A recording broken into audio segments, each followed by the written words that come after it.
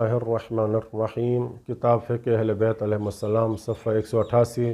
سوال نمبر 453 میں ہے کہ اگر غسل ترتیبی کے بعد پتہ چلے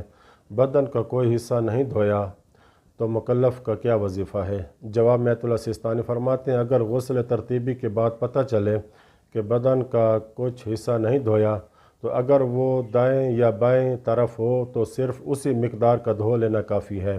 اگرچہ احتیاط مستحب ہے کہ اگر وہ دائیں طرف ہو تو اس مقدار کو دھونے کے بعد پوری طرف کو دوبارہ دھوئے، اور اگر سر اور گردن میں سے ہو تو احتیاط واجب کی بنا پر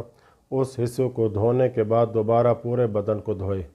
لیکن اگر وہ حصہ سر اور گردن میں سے ہو اور مکلف نہ جانتا ہو کہ وہ کون سی جگہ ہے، یا اصلاً جانتا ہی نہ ہو کہ وہ حصہ سر اور گردن میں سے ہے یا بدن کے دائیں طرف ہے یا بائیں طرف، تو احتیاط واجب کی بنا پر دوبارہ غسل کرے۔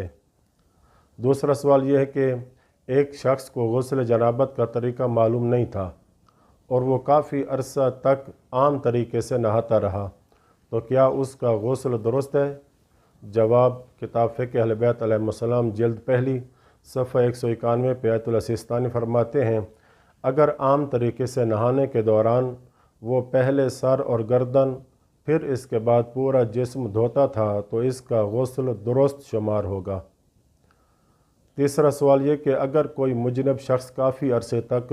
غلط طریقے سے غسل کرتا رہا ہو، مثال کے طور پر آدھے سر کے دائیں حصے کو دائیں بدن کے ساتھ ملا کر آدھے سر کے بائیں حصے کو بدن کے بائیں حصے کے ساتھ ملا کر دھوتا رہا ہو، تو اس کی گزشتہ نمازوں اور روزوں کا حکم کیا ہے؟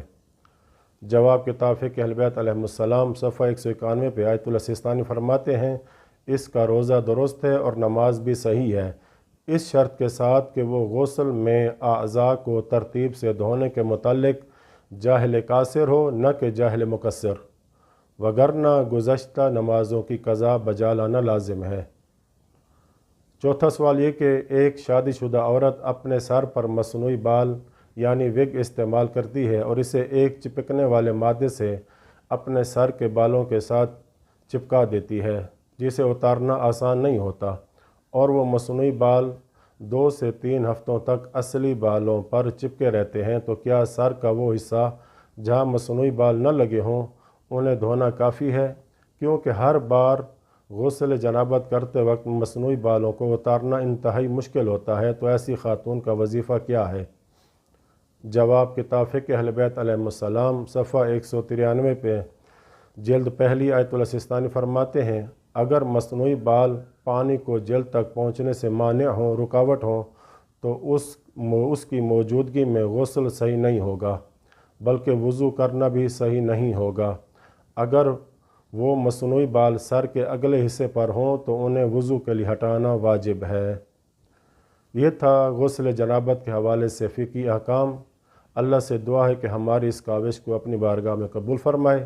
اور ہمارے نوجوانوں کو فقہی مسائل سے آگاہی، حلال و حرام کے مسائل سیکھنے کی توفیق عطا فرمائے۔ آمین یا رب العالمین۔ وصلی اللہ علی محمد و اہل بیتہ الطاہرین۔